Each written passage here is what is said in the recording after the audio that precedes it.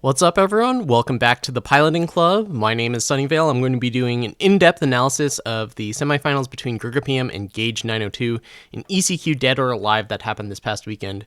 So this is the semifinals. Gage is here on a deck that is looking to go really big with Talir and give a lot of units Destiny. There's a lot of really big time units in this deck.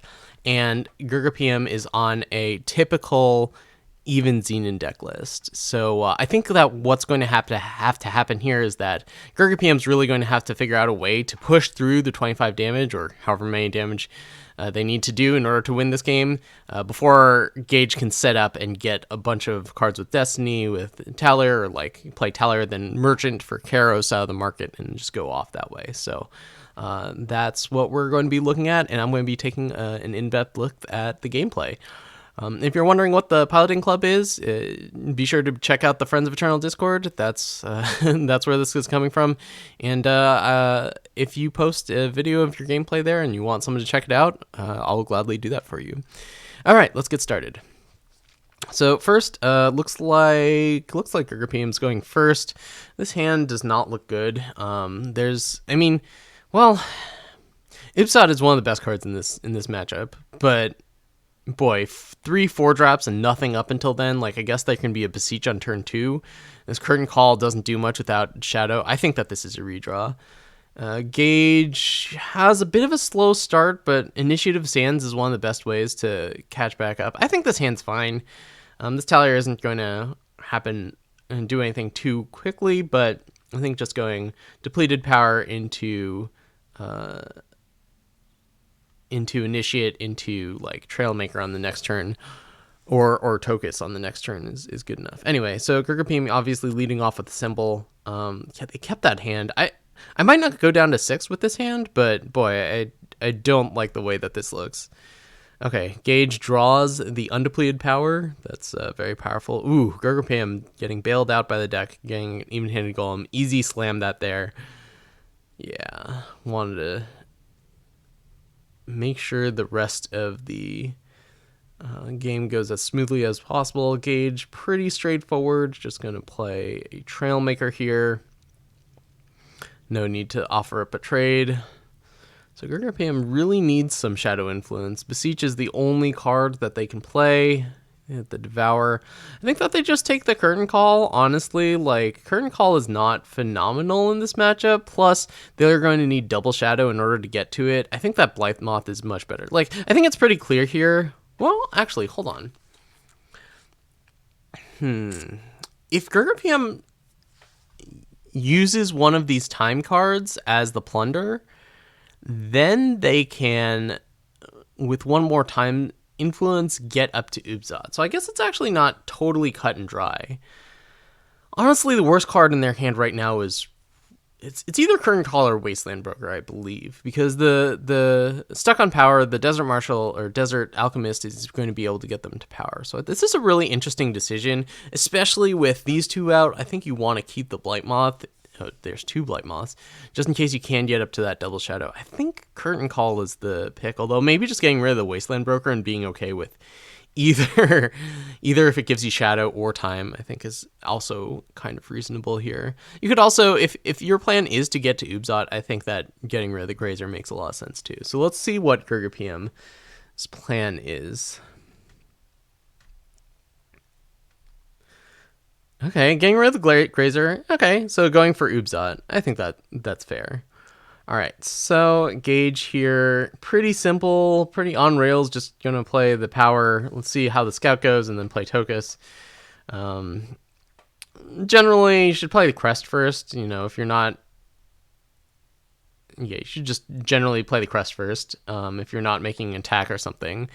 But it's pretty clear that Tokus is the play here. Banish is on top. I honestly don't think that Banish matters that much. I think you just want to bottom it because all your time units are better than Banish. And like a power here is not terrible because it gets you closer to Talir or in case something happens to the Tokus. And you already have Banish in hand. Like, what is Grgapm going to play that you actually want to banish? Like an Ubzot, yeah, sure, you want to banish it after the effect, but like I just don't think it's a very good card here. So you can play there.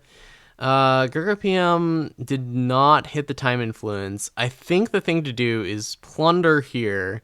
Plunder away one of these shadow cards and then annihilate the Tokus.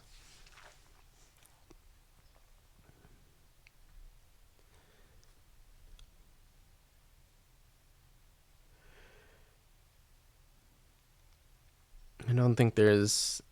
Like, you could plunder the Wasteland Broker, but if you hit time, like, you have Ubzot, but you're so far away from all the shadow cards in your hand.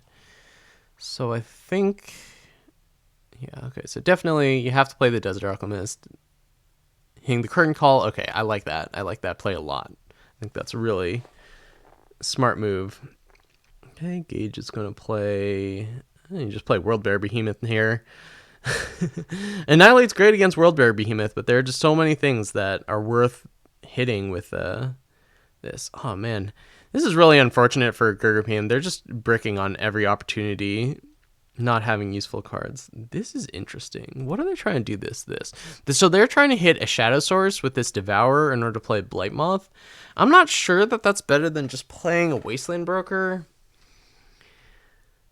But on the other hand, like you don't even want to put cards up for Broker. So I think this is the right play. Just go for the Blightmoth. There's a Crest. Amazing. So Crest, Blightmoth, get rid of this Trailmaker. I don't think you can afford a Devour here. I think you need to bottom that. Yep. All right, Blightmoth there. Take out the Trailmaker. Okay. Here. Now Gage is drop down on power. I think you just banish the... Yeah, you just banish the deadly unit and attack here. And then you play Initiative Sands. Man, this is going to really come down to it. Grgapm has that second Blightmoth. I guess if Gage has the Soul Read, maybe you don't play the second Initiative Sands, but it seems pretty hard to not do that. Okay, so what is Grgapm going to do? You just play Ubzot and Blightmoth, right?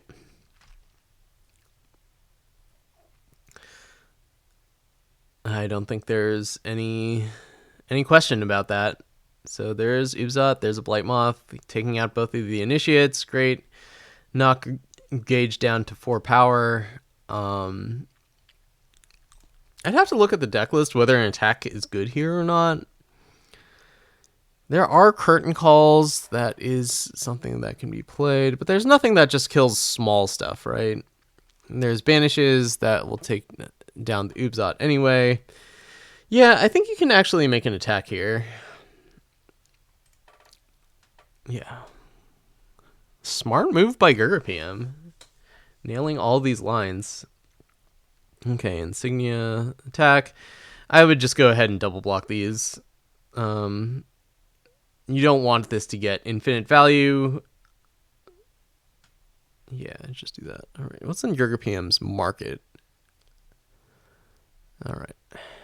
Wow, Pale Raya's timepiece. I didn't even realize that. Okay, so if you're Grgapm, you know that the cards in their hand are silenced, so that Ubzot is not something you have to play here.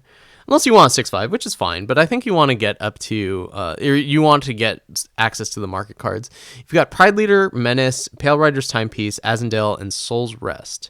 As far as cards in the market go, you need to end the game quickly.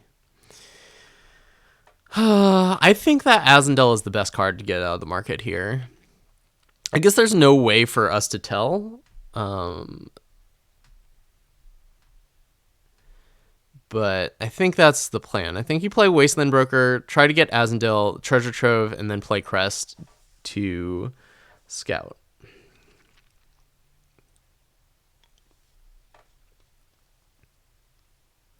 Azendel does work pretty well with these two Blightmoths, to be fair.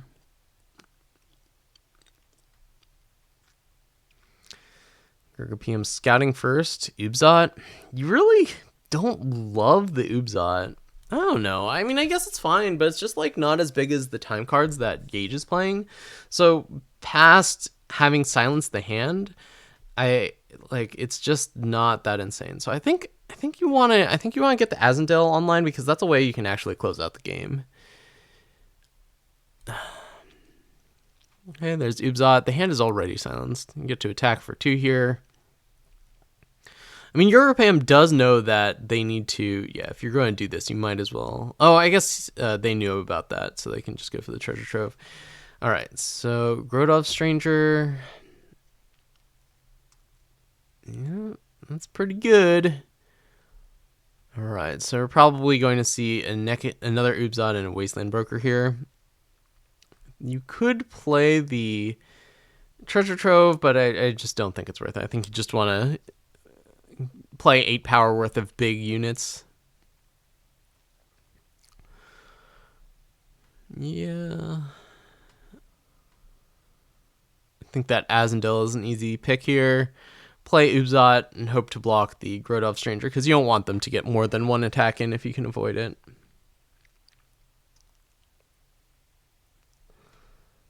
Those are already silenced. Ooh, and a time etchings. Okay, so what is in Gage's market? We've got Swirl the Sands, Luminar Claimer, Grodov's Burden, Nash Desert Prince, and Karos Grand Champion. Well, I don't think we're getting Karos yet. The Swirl the Sands is okay because it gets rid of these Blight Moths in case we see an Azendel coming. So yeah, I mean, it's pretty clear that we're going to be trading this Aurelian Merchant, which is just a 0/3 right now, not very useful, and using Tokus because we don't need Tokus as much. Swirl the Sands doesn't seem like it's going to do anything. Grodov's Burden... I think it's a Grodov's Burden because there's going to be a lot of big units running into each other, and being able to get the Exalted is a pretty big deal. But I could see Nash being a reasonable pick here. I certainly don't think it's Swirl the Sands. Yep, there's Grodov's Burden. Oh, right, I forgot about the time sigil. So yeah, you definitely want Grodov's Burden. You can put this on bottom and make the attack with the Grodov Stranger. Although you are at 14, so I guess you can't actually attack. You need to go, like, trade this or something. If you attack... Oh, wow, this is incredibly bold. I don't think you can really attack here. Because if there's a Curtain Call, you're dead. There's no Sickless or anything in Grgapm's deck list, but, I mean, just an attack for 12, and then you're dead to the 2 flyers. Okay, so if you're a Grgapm, how are you going to sequence this? I think you crest first, then treasure trove. And see if you can draw something useful. So here's the crest. Let's see what we have. Xeon Banner bottoming that, obviously. Whoops, didn't mean to do that. Okay, so let's play that treasure trove. I guess you could make the attack first, but I think you just want as much information to plan out your turn as possible. Soul's Rest. Okay, so that's the card that Grgapm got instead of something like Azendel. Can't play that here. Just attack for 2 in the air, and then Wasteland Broker to put Azendel in the deck. If this is Azendel... I think it's a lot better as Azendel, because what's going to happen is, like, you have this attack with the 2 Blight Moths in the air, and then you can start drawing cards from their deck as soon as you play Azendel. If you just play Soul's Rest, like, what, you trade off your units, maybe you can get enough damage through. But if you don't kill them with the 2 turns of Soul Rest, it's not that insane. I guess it's fine. Okay, so attack, Wasteland Broker, probably for Azendel. I don't think that Silverblade Menace is a card that they want. Okay, Ubzot. I guess actually if it isn't Azendel, it just gets silenced here, which is pretty timely. And then, of course, Gage hits the Taler. This is absolute ridiculousness. Gage hits the Taler and then eventually the Merchant, and this game's over, if I recall correctly. Oh, wait, sorry. Not yet, I suppose.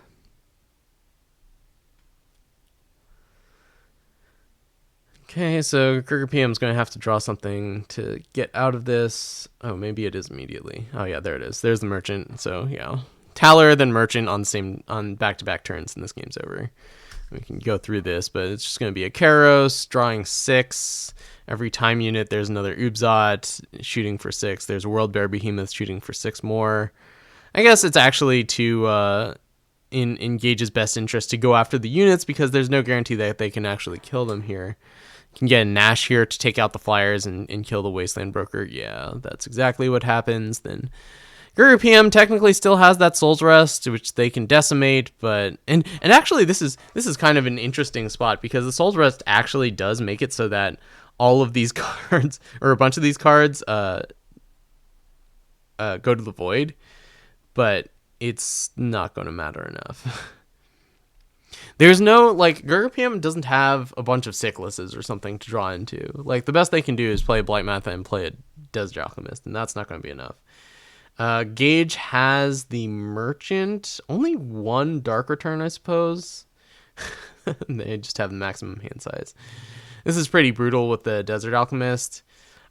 I don't know what Grgapm's hoping to do with holding these back. I think you just play them out because, like, you're going to, like, you potentially have a bunch of 8-drops in your deck. And you know about the Ubzod, so, like, I think you just have to play them out. But I think that is not going to change the outcome of this game very much. Okay, so Gage does that. Aurelian Merchant for Lumen Reclaimer? Alright, sure. Trailmaker.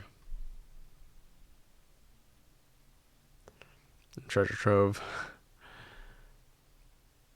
If they had Trove first, like, I think if their plan was eventually to, like, nothing really at this point in the game matters, right? The hand is silenced. You have a million cards in hand. You're at a safe life total. Your opponent doesn't have charge or reach of any kind, really.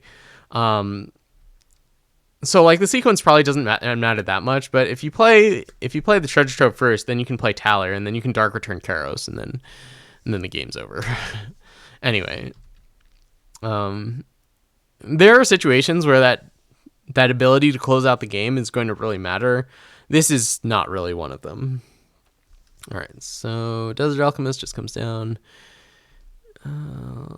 here. Okay, so we're just going to see Taller and Dark Return, right?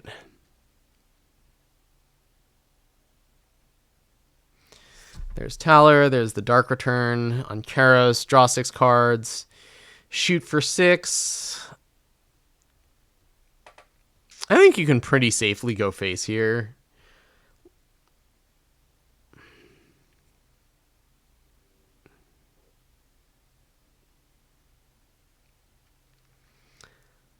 Oh yeah, Extol game. All right. Game actions. All right, and we're on to game 2.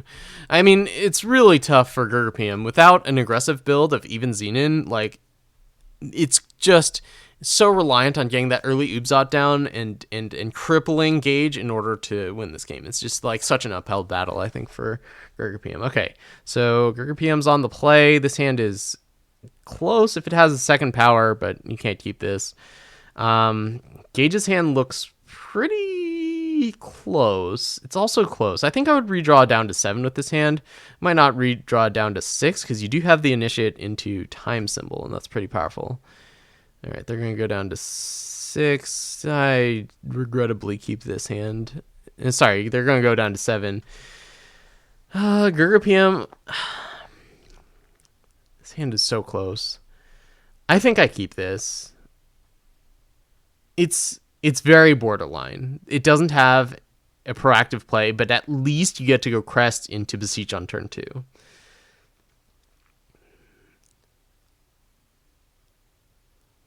Okay. Wait, they played a Silex first? A Banner first? I don't know about that. Like, Banner can be undepleted. Like, I understand not wanting to scout on turn 1. Obviously, turn 1 is a good opportunity to play a lot of your depleted power, but the longer you wait for effects like Scout, the more powerful they become. So I understand why that play was made. I don't necessarily agree with it, though. Okay, so power. I guess we're just going to have to beseech here.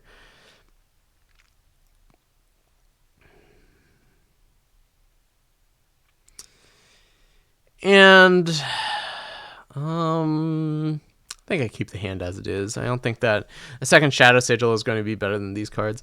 You don't have to plunder with effects that have plunder. Oftentimes, I think it is correct to transform something, but there's also a good amount of the time where you just don't have to. Gage just plays power and passes. All right, not much Grgapm can do. Let's see what this crust digs up. Time symbol. Let's bottom that. Well, actually, hold on. That time symbol is kind of relevant because it grows the card off the Spiteling, and you are going to want your 5th power. I think this is actually fine. You play your 4th power, you play Gentle Grazer, and then you play time symbol. Or I guess actually you play the Spiteling. I think this is fine. It's not exciting, but I think that like the Spiteling having a really big timekeeper is a way that you can actually win. All right, Gage is going to play a Silex here. I think you go to the... No, you just play Tokus here.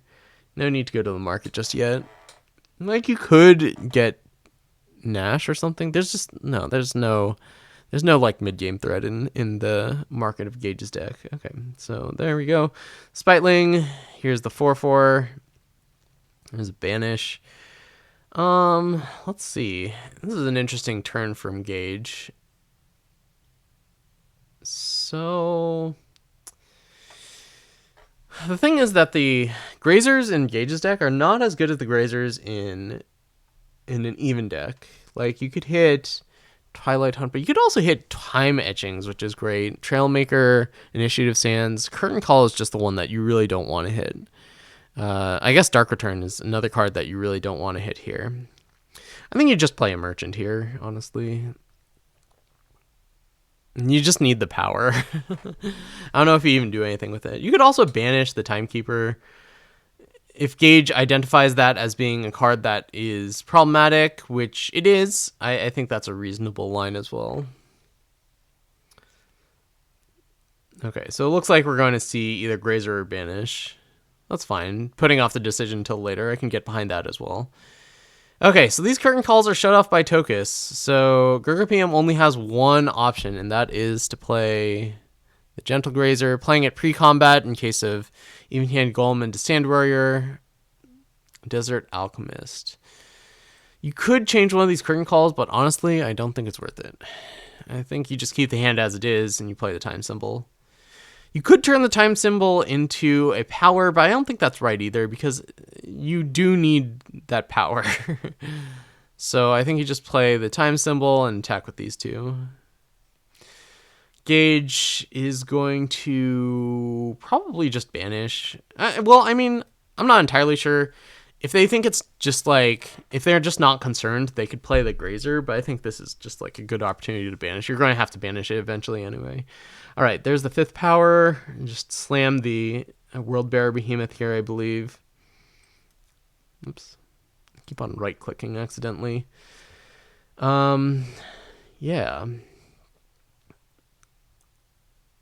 I don't think there's anything from the market you want. I don't think you want to kill or anything.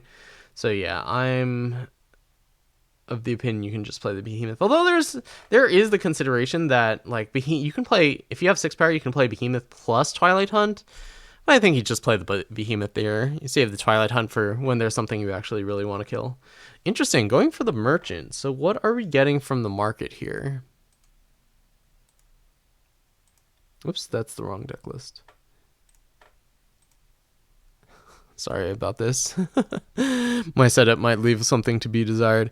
All right, so going to the market for Grodov's Burden and twisting the Tokus. I can definitely get behind twisting the Tokus, but I think you'd just rather have a World Bearer Behemoth in play here. Twisting the Tokus also lets them get in with this, but they were going to be able to get in with the Blightmoth anyway. So yeah, I like that attack. You have a Sand Warrior, you're going to play it. All right, here's the World Bearer Behemoth. Here's the Twilight Hunt, I mean, Grgapm has a lot of power up. Like, if Grgapm had an Annihilate, it's going to be effective here, too. Alright, so that's pretty good for Gage. I mean, it just looks really bleak for Grgapm, just not having anything here. I think I would like to... Well, you don't want to run into a Grazer. I think at some point you just have to bite the bullet and trade this off. Maybe not.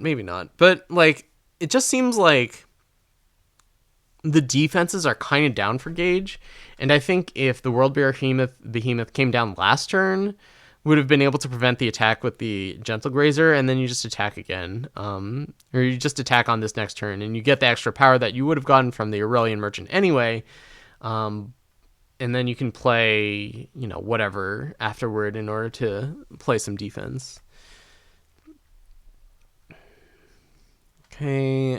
If you're a Grgapm, you need to Desert Alchemist to get rid of this banner. It's really just looking super bleak. And I mean, that's just the matchup. That's not even what's going on in this game, or certainly not Grgapm's decisions. I feel like I've agreed with almost everything that they've done. It's just a matter of that's the reality of this matchup.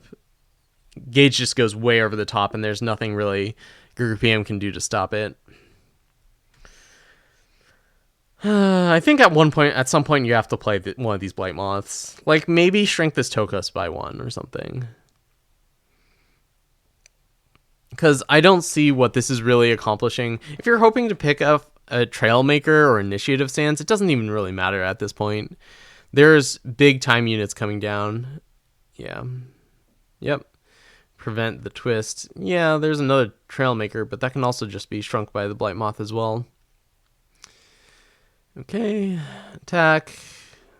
Ooh, if there was undepleted power, this game would just be over. Taller into Merchant is game. Blocking with the Deadly makes sense. I think that makes sense. Like, Gage is trying to get up to that 11th undepleted power and play Taller and then play Merchant in order to end the game there. You could just play Taller here to threaten it, but like, you're going to have 11 power on the next turn anyway. We might as well wait a turn. There's still a Tokus in play. Grgapm just kind of has to play this Twin Spiteling. I mean, Crest first, but like Twin Spiteling, Blight Moth on the Trailmaker. There's really not much they can do. I mean, it actually is starting to get kind of close. Gage is only at 11. So just keep on chipping away. That's the best thing that they can do, but it very much seems like it's not going to be enough here.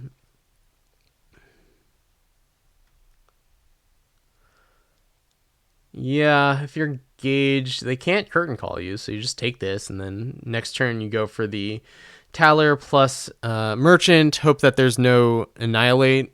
Oh, there's not even a window for Annihilate, so that's just pretty much game. Taller, Merchant,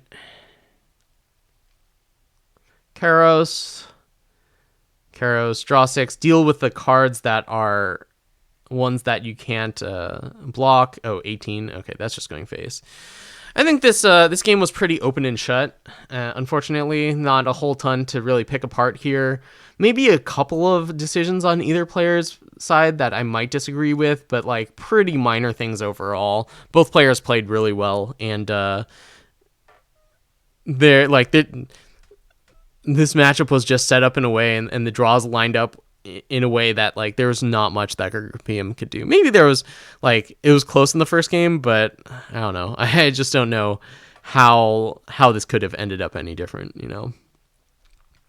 Yeah, we don't need to go through all these animations. All right, I'm actually going to pause it because I wasn't sure if I was going to get to the next one. But yeah, I'll be pausing the recording here, and I'll do another recording for Ilya versus Gage in the finals. So stay tuned, and thanks for watching. And be sure to join the Friends of Eternal Discord and check out the Piloting Club.